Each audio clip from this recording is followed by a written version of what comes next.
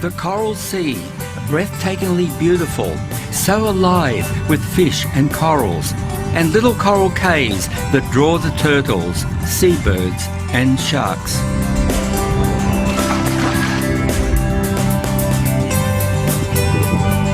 Come up here.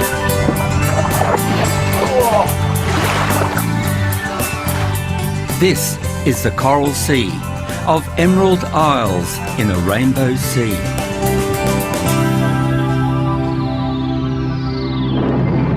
The historic Battle of the Coral Sea turned the tide of the Japanese invasion.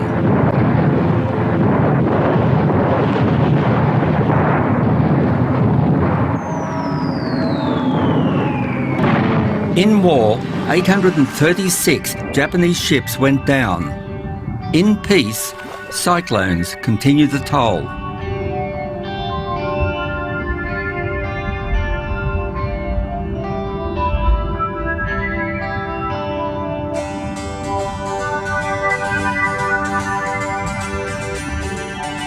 My diving team, Sun Dean, Lynn Roberts and Layla Fisher, inspect one of the many warplanes that became tombs in the coral.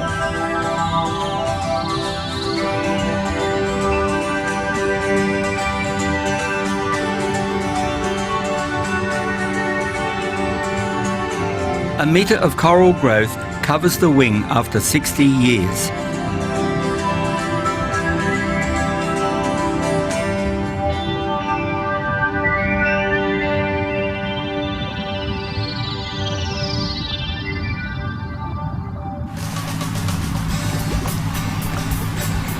I'm navigating my catamaran cruiser Freedom on a voyage of adventure and exploration some 250 nautical miles off the North Queensland coast. Anchor, Dean. All right. Protected from human interference by isolation, the Coringa Herald Nature Reserve offers the most outstanding, unspoilt scuba diving in the world.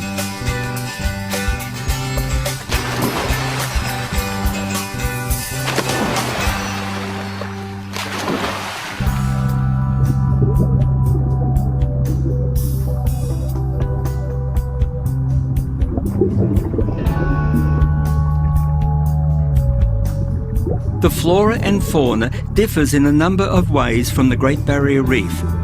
Soft corals and sponges are more abundant, forming spectacular gardens.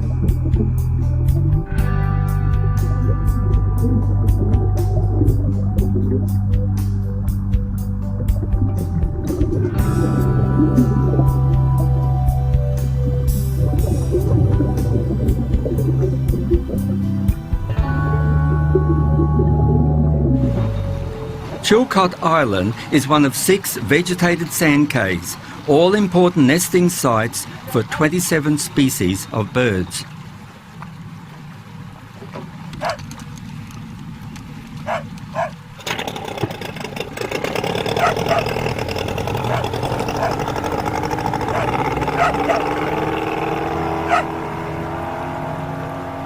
Sorry, Tuffy. The island is a national park. You can't go ashore. The beach rock is a natural buffer to the cyclones that plague the Coral Sea.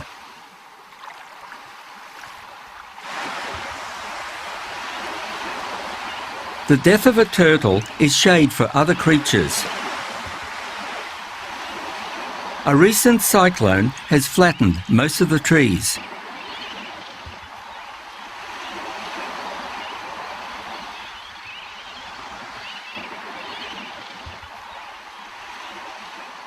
What I'm looking for is the remains of a hut that used to be here, because there was a guano mining operation here. They're picking up bird droppings, and there was a terrible massacre here. In fact, it happened just out where the boat is. Burrows, the guy who had the operation here, he picked up 3 Aborigines in near Dunk Island. And when they were out here, 2 of the Aborigines snuck up on the men who were sleeping in the hut over here and murdered them, hit them with blunt axes. And then they swam out to the boat, and the people were totally unsuspecting, and they started to chop into the people on board. Everyone was wounded bar 1 person, and literally almost dying.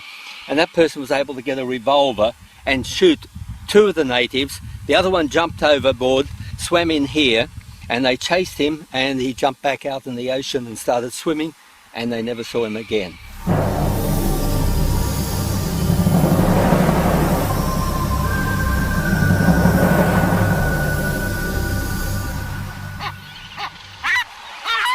Death is a constant companion when growing up on these coral isles.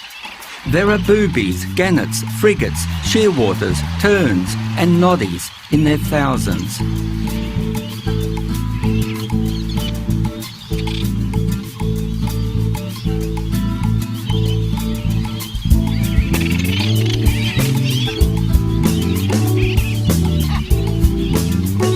Each species has a preferred nesting site: in the branches of the Pisonia trees, on the ground, the beach, or in burrows. Some are migratory and come down from Papua New Guinea to mate and rear their young. It's tough to survive. The heat takes its toll. A direct hit from a cyclone can destroy all the nests.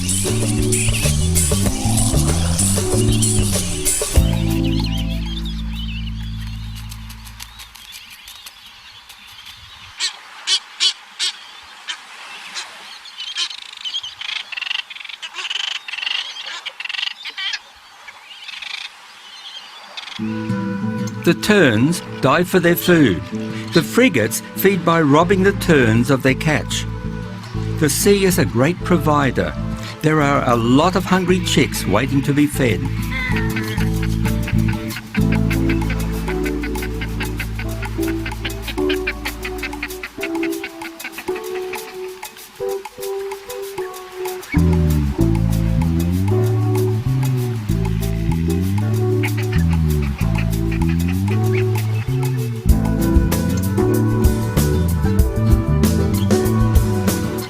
Juvenile frigates practice flying, but their runway is an obstacle course of bramble bushes that impede a smooth liftoff.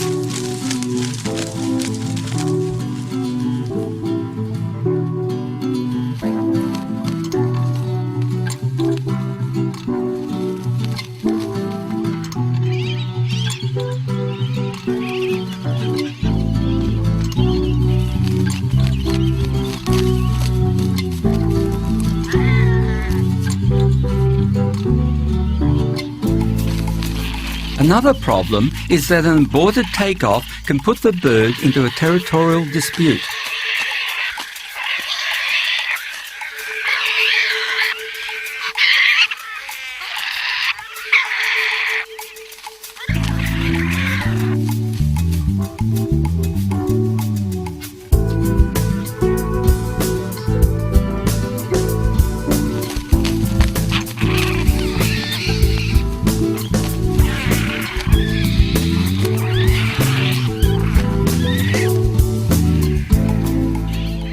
Sunset is a time to relax from the ordeal of learning to fly through the hot day.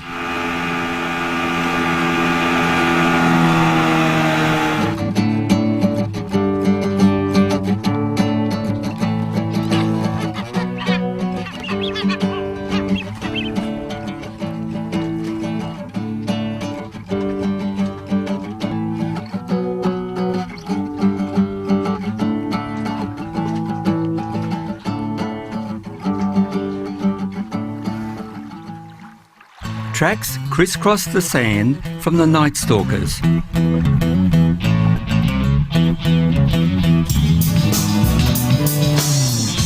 As the sun's heat intensifies, the night prowlers are found sheltering under anything that gives them a little shade. A turtle carcass, in this case. These are terrestrial hermit crabs. They live most of their life on the island and have the briefest of links with the sea that spawned them. A growing hermit needs a larger shell. These portable homes are at a premium. So when the cramped hermit spies a bigger shell, he quickly pops out and into the other. It's done late in the day when the birds are well fed. His bare bottom is a tempting morsel, and he's not going to bear it for long.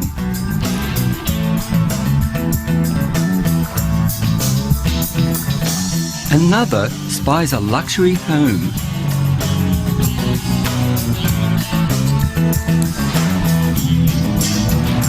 It's so large, there's no way he can carry it around.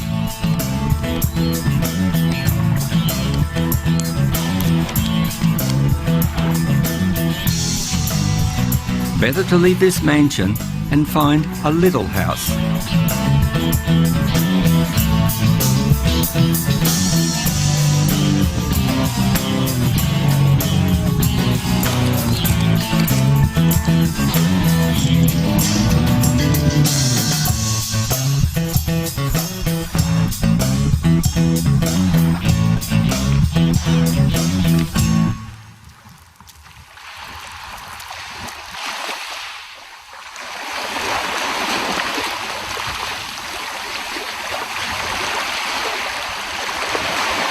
The sea is a vital link. Every afternoon, the hermit crabs slip down to the water's edge for a brief swim to replenish their oxygen supply. If swept into deep water and submerged too long, they will drown.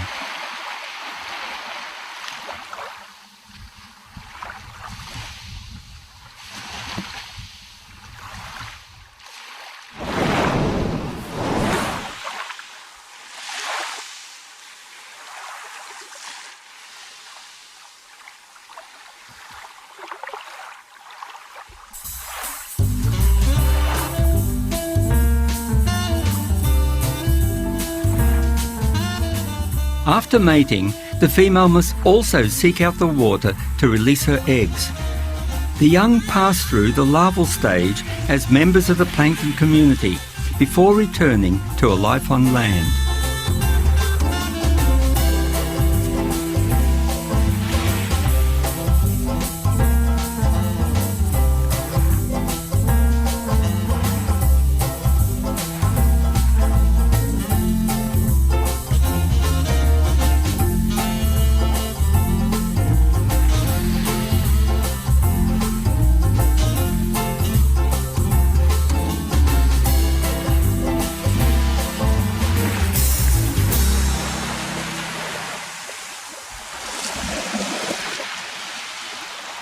The coral cay was born from the sea, and all the creatures that live here have a special link with that sea.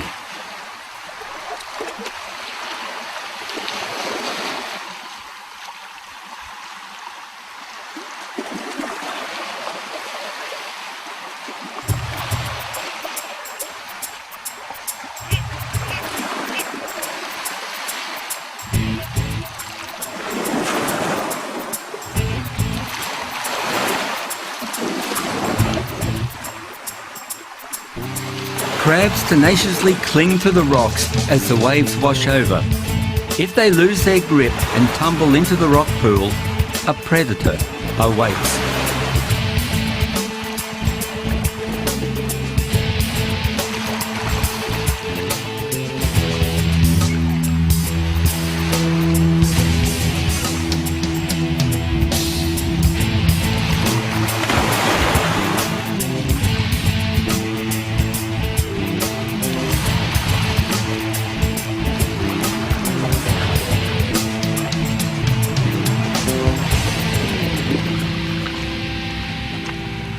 A different crab shares the spoils.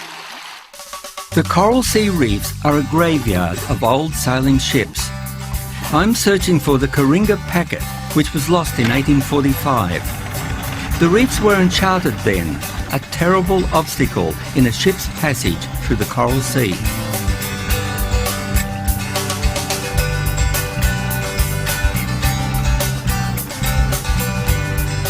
Something here, something dark. Looks like chain, a massive chain. Oh yeah, I see some ballast. This is the wreck, we've got the wreck. Honeygold anchor.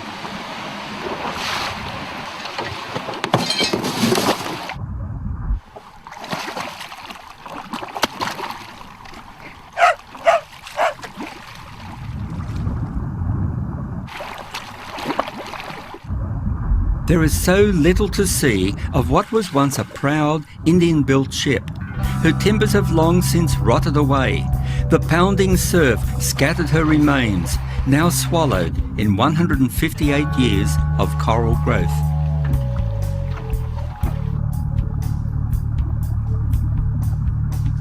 Glenn, this has got to be the Coringa packet. You know, it's the only shipwreck on this reef. And these islands, Coringa Islands, they were named after the ship, after the wreck. And Chilcot Island, this island, was named after the captain. But it's also a very important shipwreck because it was an opium trader. Very fast, beautiful clipper to run the opium trade. So I think we should really have a good scout because this is a particularly important shipwreck. Perhaps more wreckage lies beyond the surf. It's worth a look. Being an opium clipper, she would be heavily armed against pirate attacks.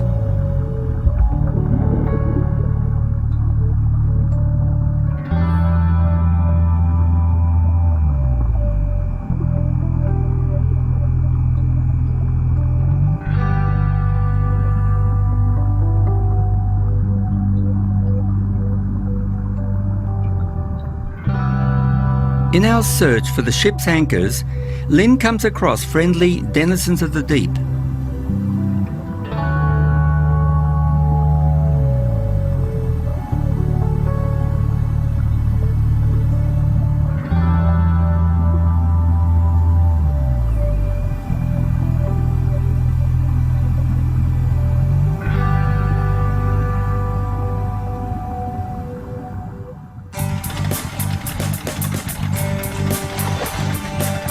Dolphins up ahead, Dean.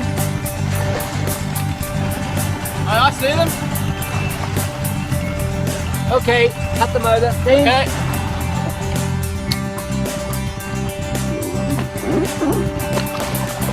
These are spinner dolphins, aptly named. They put on a magnificent show.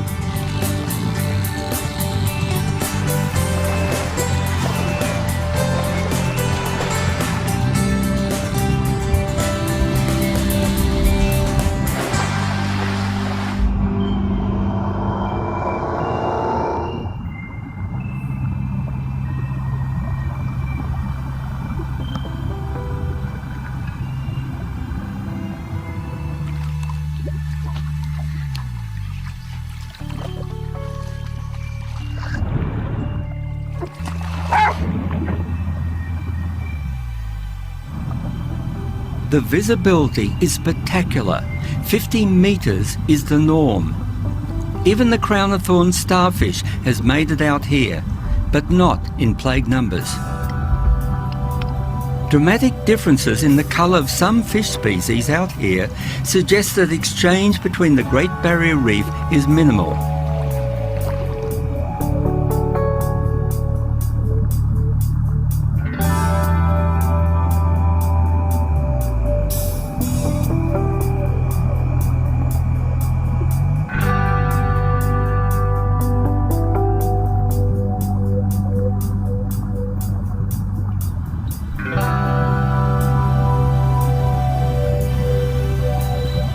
When I venture to the edge of the reef, I see it plunges straight down 1,000 metres into an abyss. I do worry about my little mate falling overboard. He's a real sea dog, but he gets so excited. Tuffy's part of the crew, and now he will have his own special life jacket.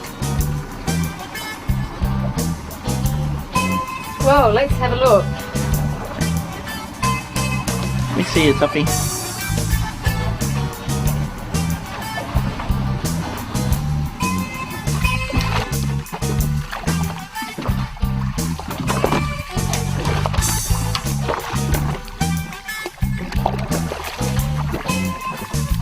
Seems to work.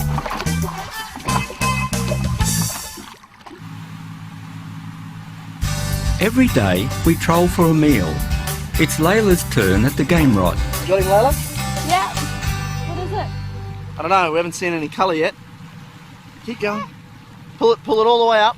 Pull it all the way up and then wind down on the slack you give it. Come on. Here he is. Here he comes. Get him in. Hey, look what's after it. Look at that. That's a Oh, big big one. barracuda after a little barracuda. Look at him. Oh, watch out. Oh, oh, you got him? Yep. He took half of it. Look at that. You think you hooked him? Think so. Oh, he's got it. He's got it. Got it. It's Oh funny. yeah, he's got. Think you hooked him, Layla? Come on, pull him in. Alright. Pull up on him. Keep the tension on him. Alright, where do you want him?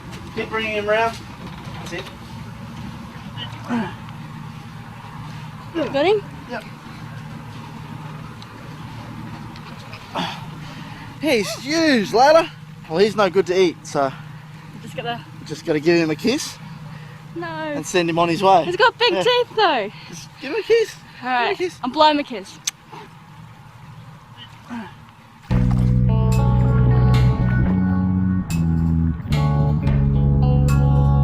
Green turtles are mating. The male may piggyback her for an hour. A second male hopes the copulation will be shorter. There's no pair bonding here.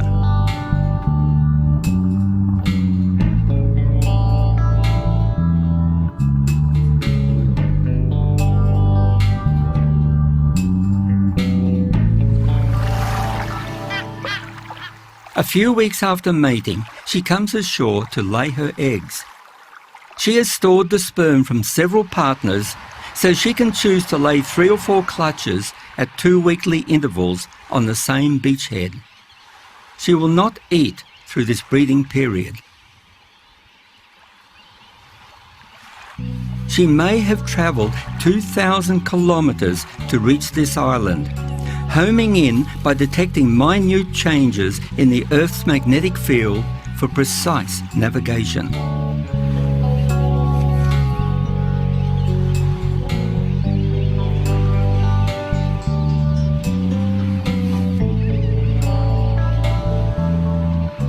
The eggs are like ping pong balls, and they say they're good to eat. The temperature of the incubation decides the sex. If hot, it will be females. If cool, we have males.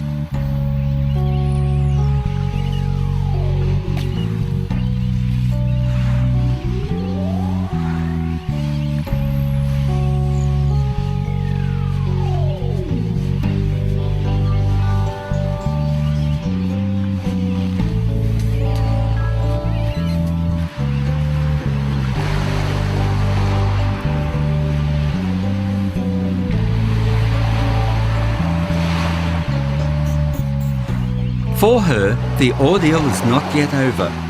Waiting males will pounce and she'll be back up the same beach in 2 weeks' time.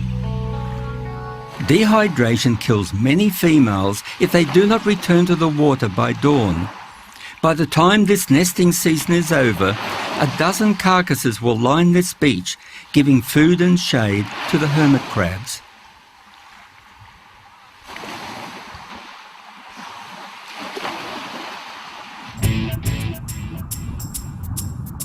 Adult turtles have one natural predator, the tiger shark.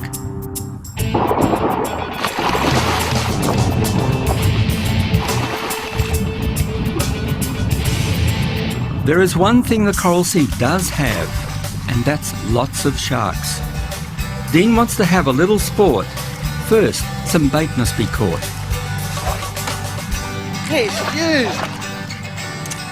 Look at him. There he is.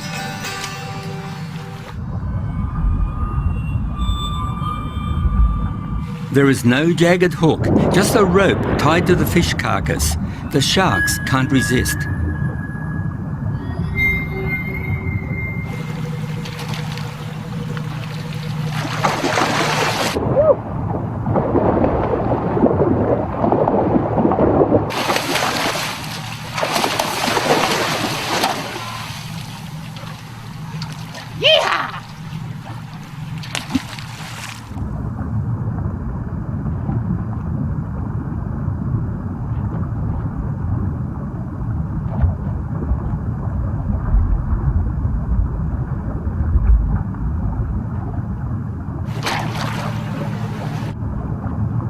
There's a decent sized shark in there.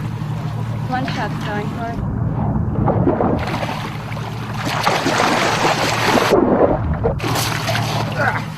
Sharks are as tough as nails. This type of handling doesn't hurt them at all. It's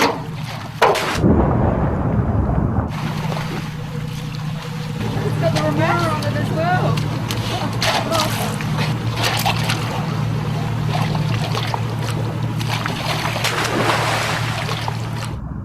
Bigger wireless sharks gulp the scraps that drift to the bottom. If sharks have adrenaline, it's pumping. In their frenzy, they're coming back for more.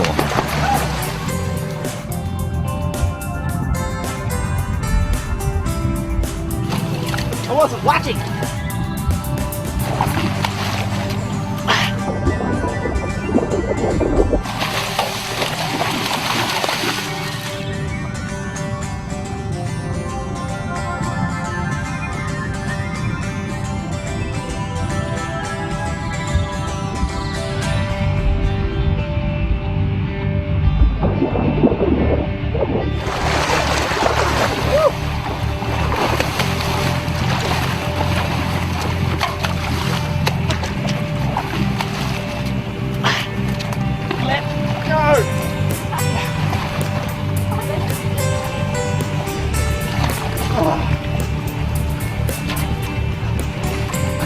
Dean tests a theory that if you hug a shark while it's on its back, it will freeze. Well, for a second or two anyway.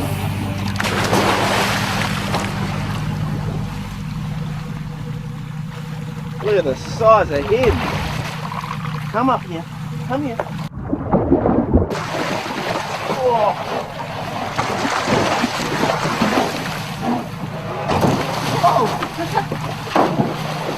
That's a big shark, Dean. Watch the toes.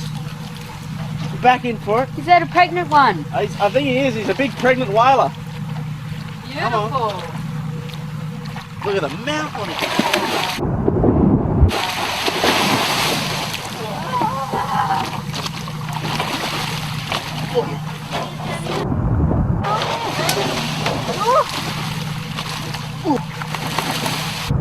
I'm not going to pick that one up by the tail. We leave the Coringa Islets and run northwest to Bougainville Reef. It was the sight of breakers here that turned the French explorer Bougainville away. If he had ventured just a little further west, he would have discovered the east coast of Australia a year before Captain Cook. There are two ships here, thrown high up on the reef. An Indonesian longline mothership and a post-war Liberty ship called Tara Bahia.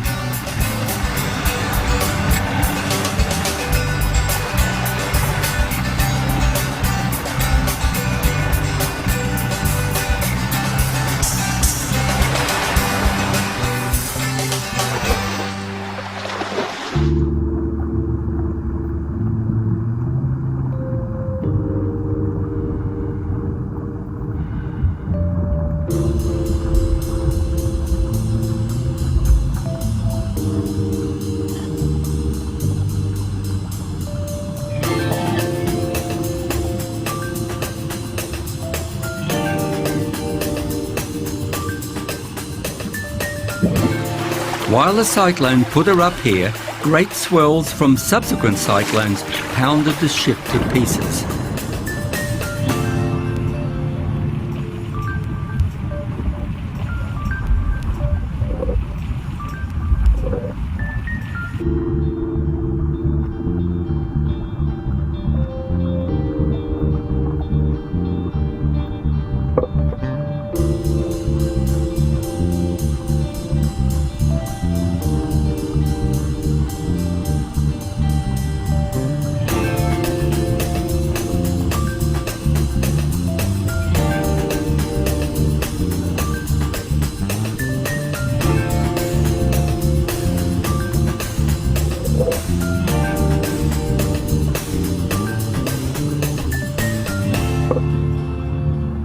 The propeller is huge.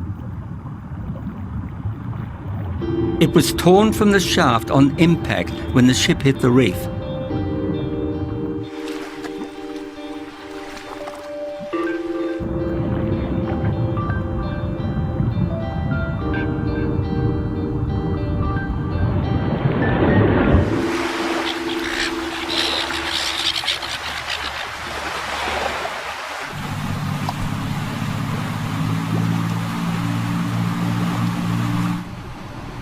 Look at the sounder, Dean. I mean, we're only not even 10 metres off the edge of the reef, and the sounder is bottomless. Oh, it really does drop off, doesn't I mean, it? this must just plunge straight down to about 1,000 metres or more. We arrive at Holmes Reef and are greeted by the local identity. Wow, hey, a big barracuda down here. 2 metres long. Let's get our gear.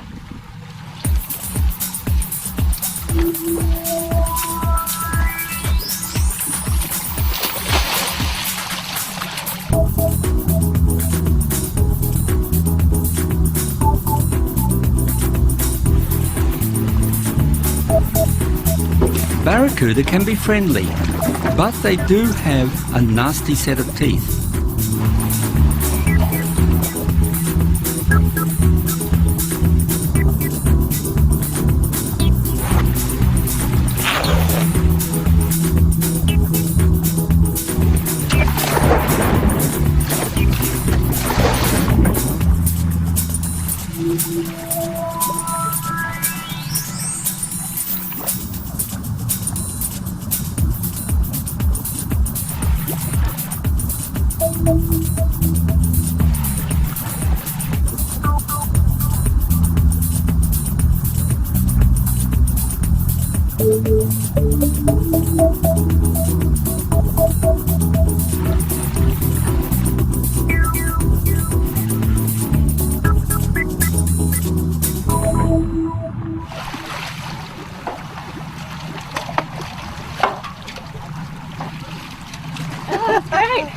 Oh, Big teeth on him. oh, wow. Yeah, very friendly to women.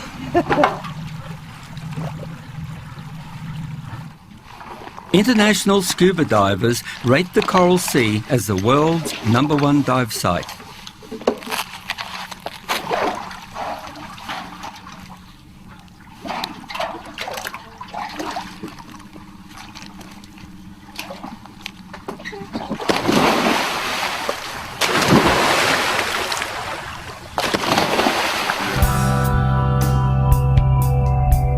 It does live up to its #1 ranking. The clarity and colour impacts on our vision.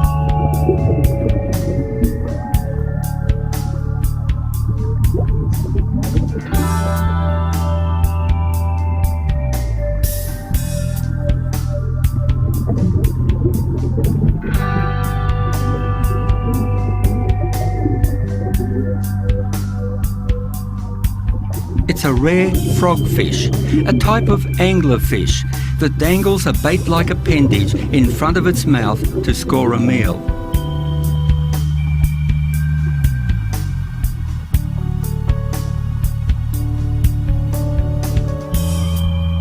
This Garden of Eden has its own serpent.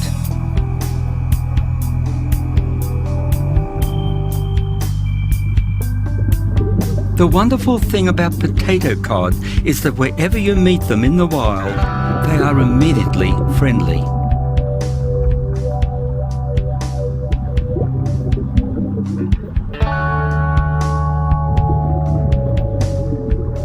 The reef edge is honeycombed with a labyrinth of caves that enable the divers to penetrate deep inside the coral.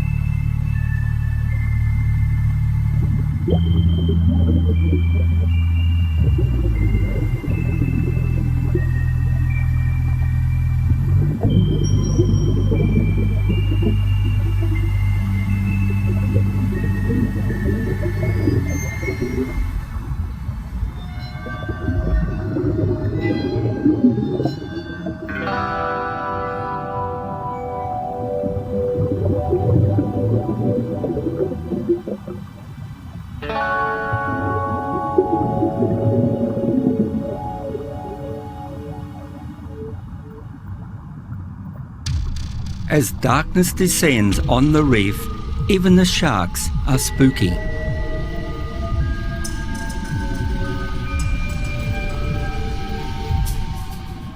It's now the fourth night after the full moon in November, the precise time when the corals go off.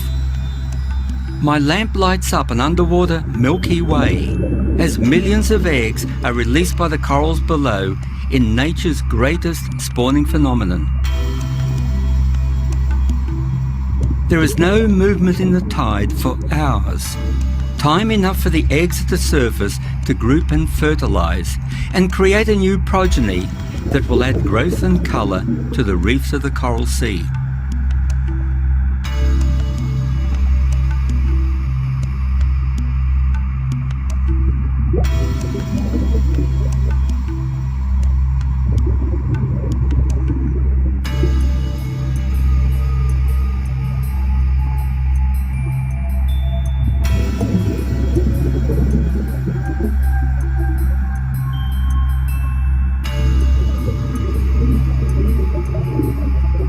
The spawn from the brain corals is a milky fog that clouds our vision.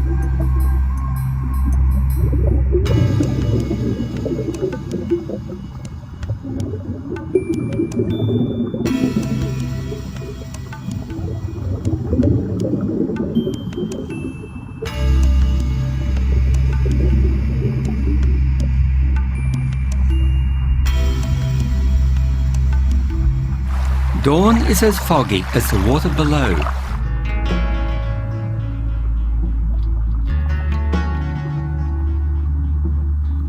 For some unknown reason, the black and white snapper awake with more than just a yawn.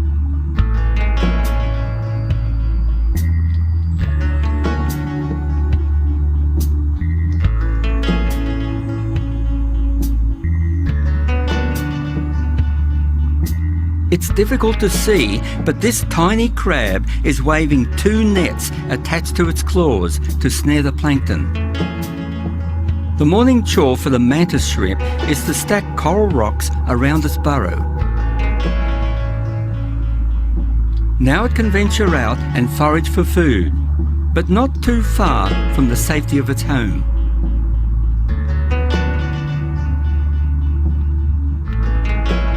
The coral spawning has clouded the water. Visibility is halved. Nature's great sex act seems to stimulate a host of creature activity. Cleaner fish serve as a giant.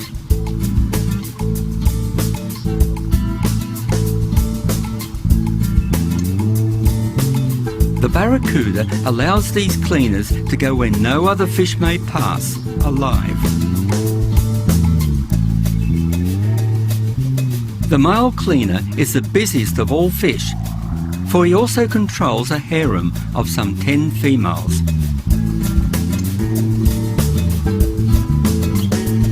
Meet the sling jaw. Now it looks like an ordinary fish until the jaw pops out. Think of all the advantages.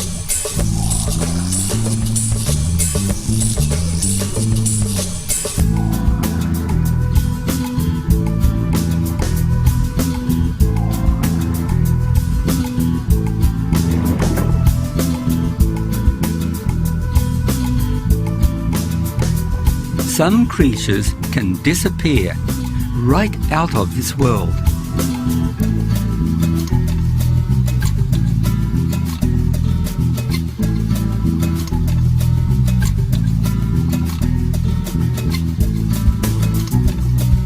The sandy bottom hides many creatures.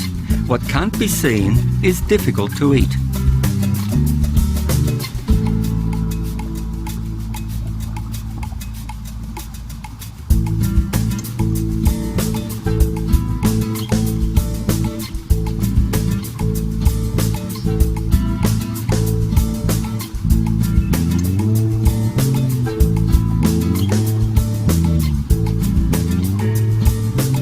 This pair of damselfish are guarding their eggs.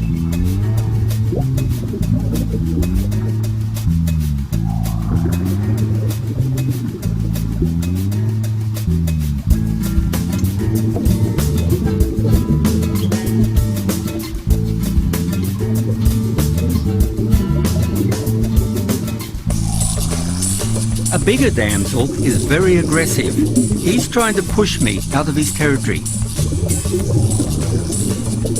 He's so fastidious. Even a broken piece of coral has to be removed.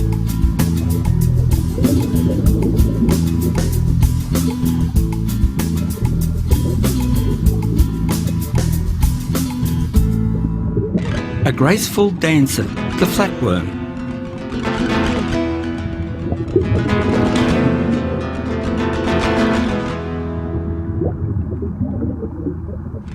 Fairy baslets change direction with the surge.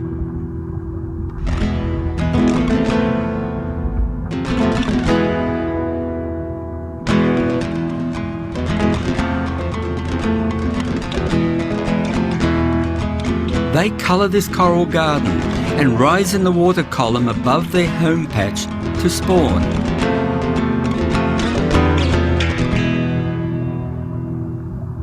A yellow damsel eats their eggs as they drift down.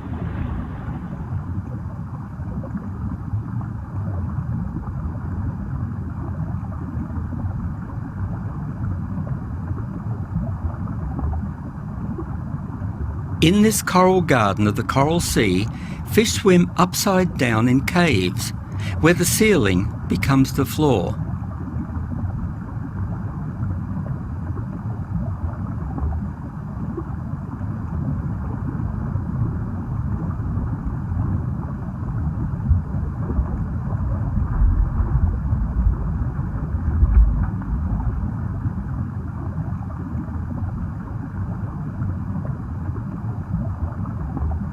A long-nosed butterfly fish can probe deep into narrow crevasses for its food, but it's unable to beat the swift retreat of the Christmas tree worms.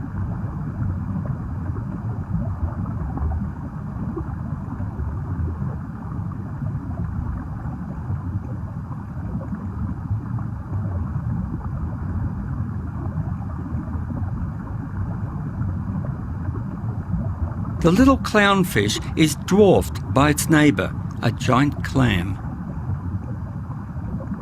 Chameleon of the sea, the cuttlefish.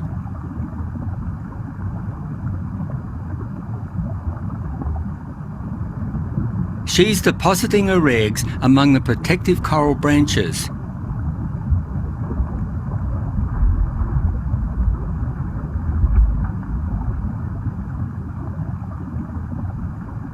Hopefully, the long-nosed butterfly fish won't find them.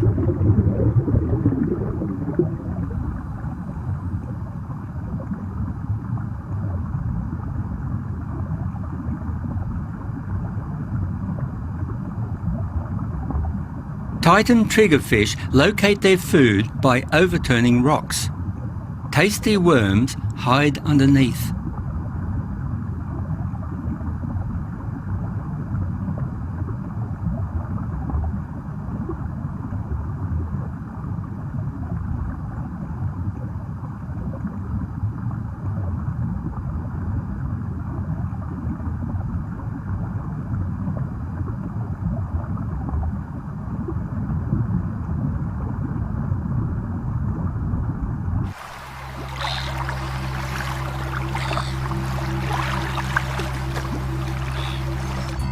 When night descends, the reef puts on its own star-studded display of flashing pilchards.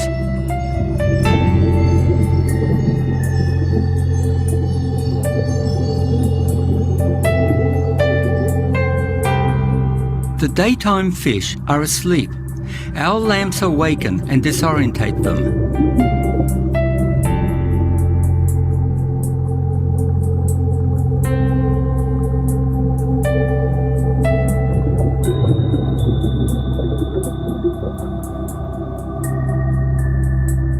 Corals come alive with colour. The polyp tentacles extend and feed. A new shift of marine creatures emerge. These are the night stalkers, weird and wonderful, creepy crawlies.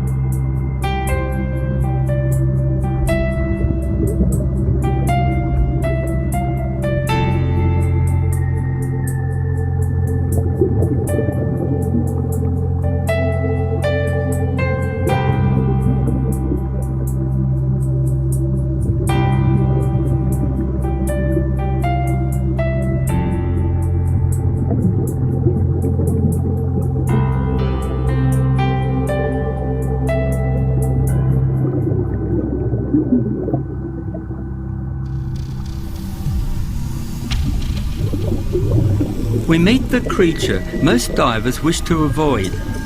Drab by day and colourful at night, the stonefish has 13 venomous spines that can inflict an agonising wound.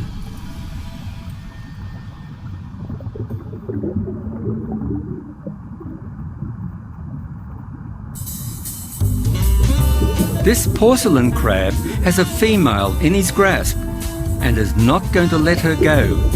He's carrying her to his coral boudoir.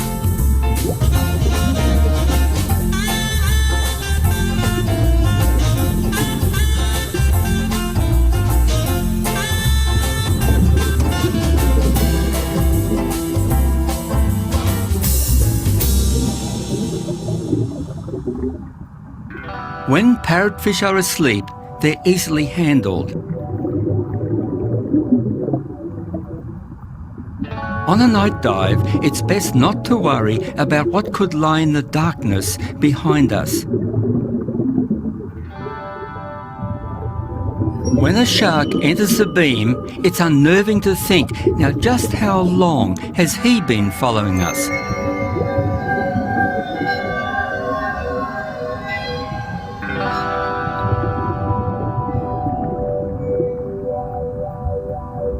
Camouflage is crucial if fish wish to sleep out in the open.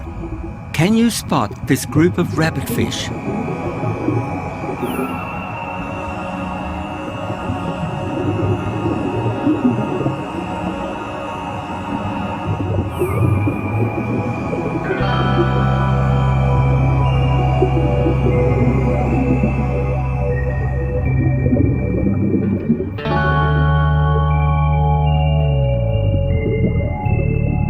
Our lamps dazzle and reveal a magic world where all the creatures seem to move in slow motion.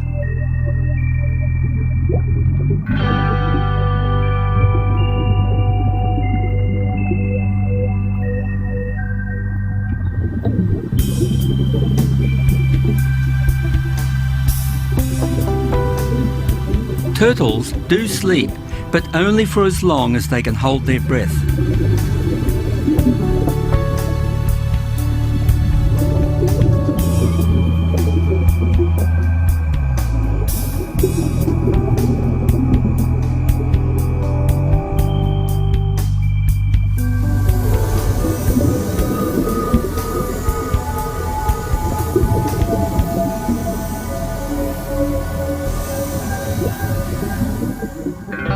An opportunist feeder, a sea snake grabs a wrasse while asleep.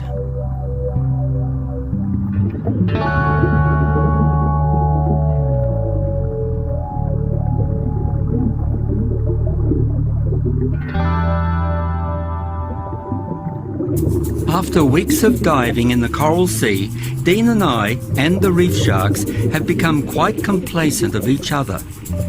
I go by my theory on sharks. If they're not bigger than me, don't worry. Just sit quietly and enjoy them.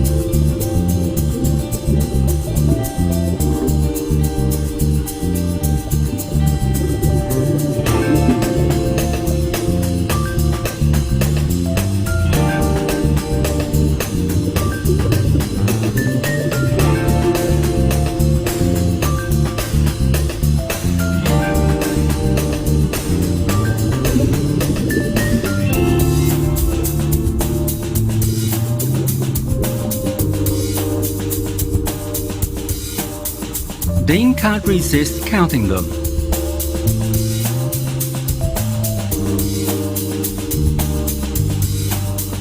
There's only 17 sharks circling us.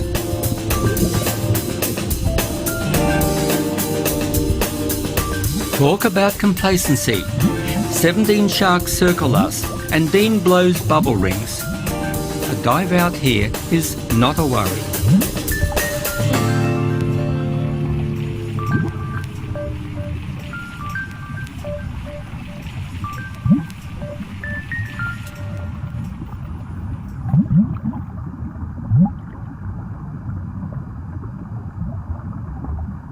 Here in this embattled coral sea, life in all its diversity, richness and colour does survive on these emerald isles and in this rainbow sea.